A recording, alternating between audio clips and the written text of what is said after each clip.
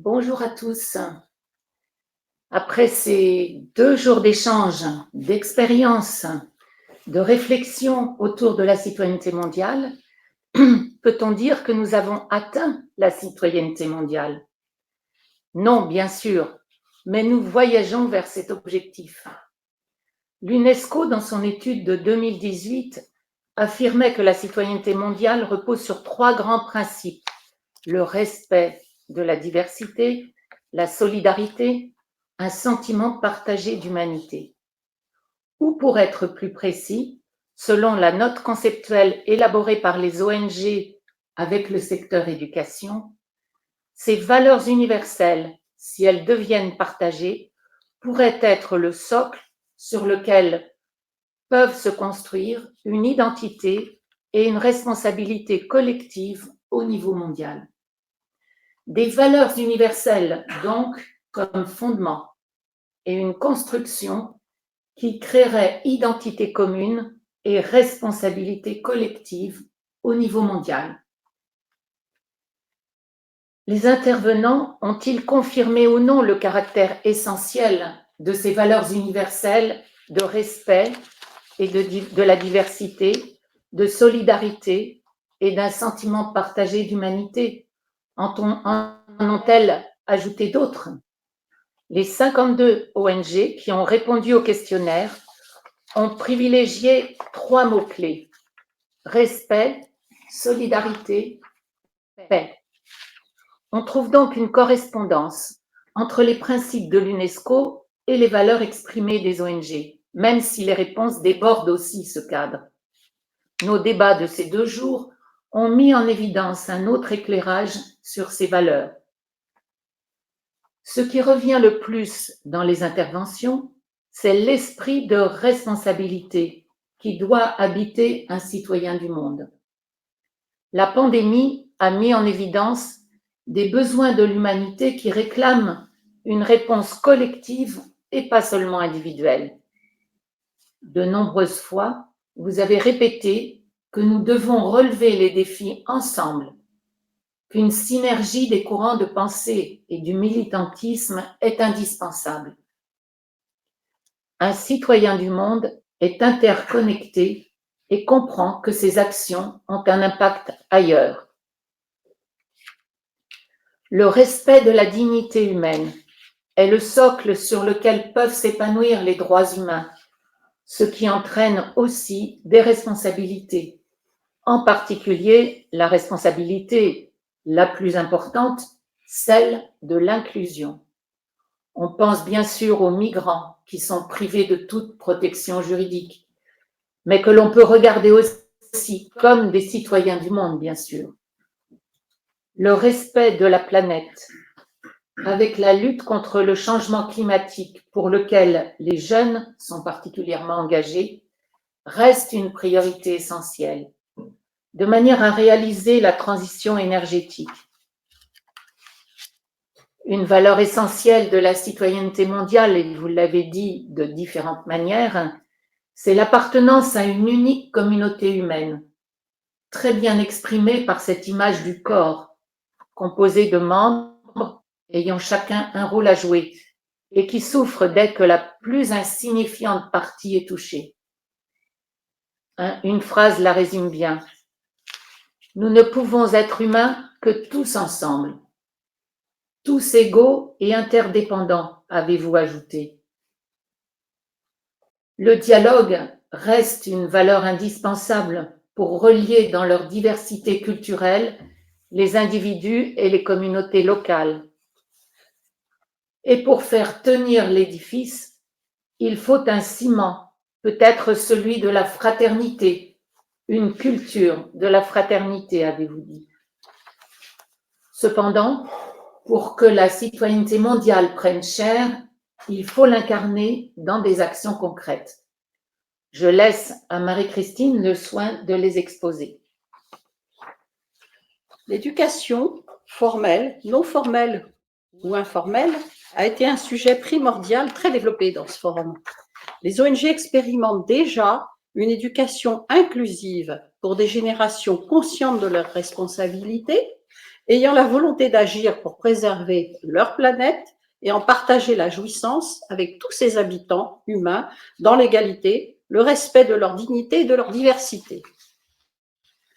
Pour cette nouvelle éducation transformative, l'impulsion est donnée par le nouveau contrat social soumis aux dirigeants des pays par l'UNESCO, la recommandation sur les futurs de l'éducation.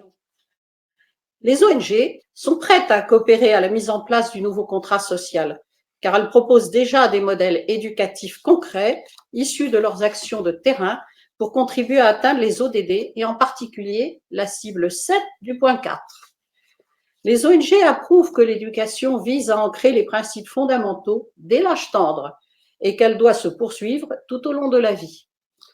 Des intervenants ont souligné que l'éducation doit former des leaders acquis aux principes fondamentaux pour piloter les changements nécessaires et entraîner tous les citoyens avec eux, en particulier pour la gestion éco-responsable de notre planète commune et de ses ressources.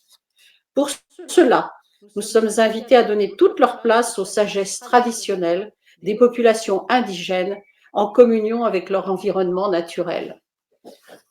Nous avons assisté à la présentation de programmes très élaborés, ayant produit des résultats tangibles.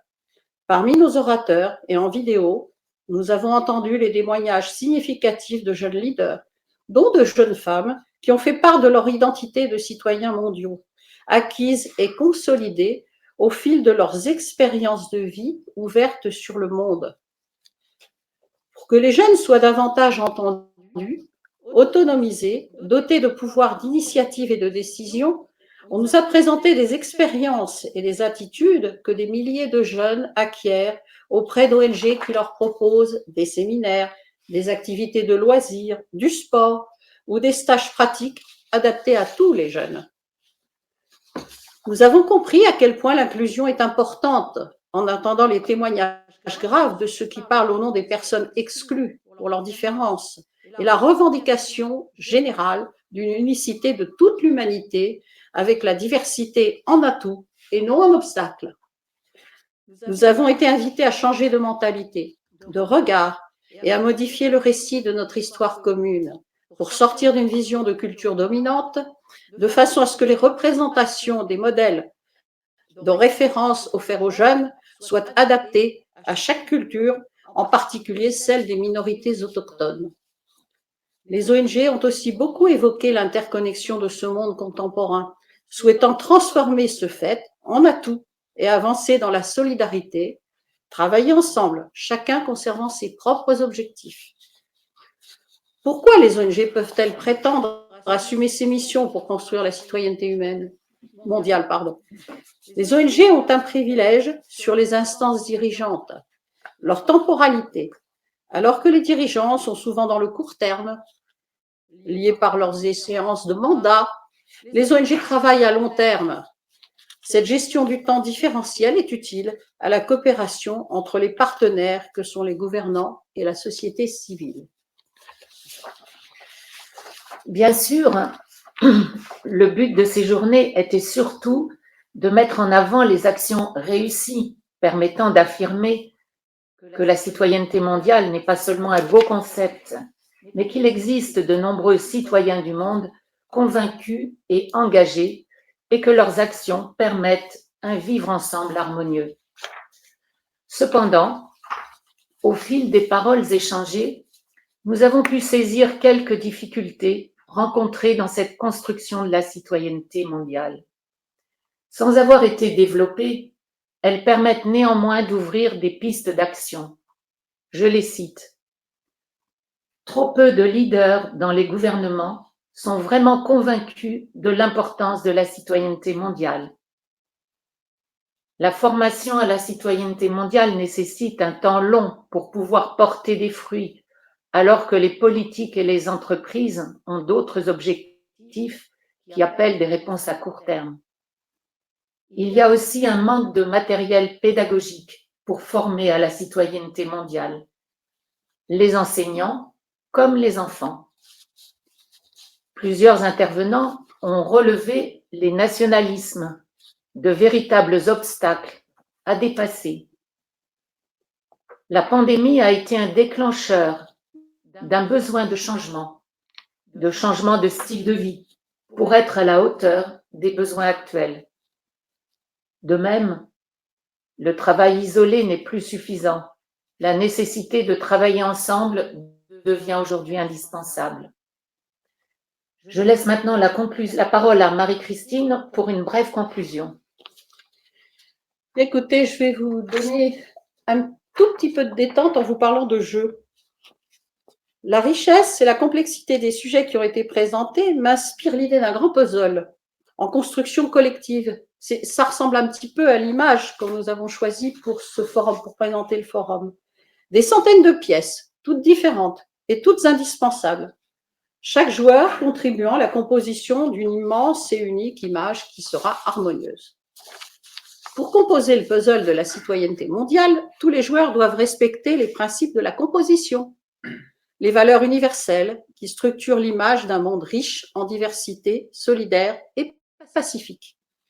Pour réussir, il est important qu'aucun joueur n'abandonne la partie et, à contrario, que davantage de participants s'y intègrent. Ce forum nous a montré comment les ONG travaillent à placer les pièces du puzzle dans toutes les parties de la construction, chacun œuvrant dans son domaine de compétences. Les ODD nous donnent une vision globale du monde que nous voulons construire et les ONG suivent cette feuille de route.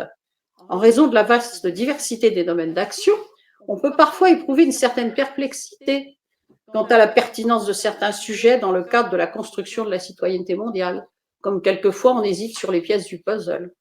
Cependant, c'est sans doute par la multiplication de ces actions variées, conduites au nom des principes fondamentaux, que la citoyenneté mondiale sera plus fermement dessinée, avec des progrès mesurables dans les esprits des citoyens et la marche apaisée d'une communauté mondiale solidaire. Le puzzle, cependant, ne sera pas terminé tant qu'il restera la moindre pièce de côté. Merci beaucoup de votre écoute.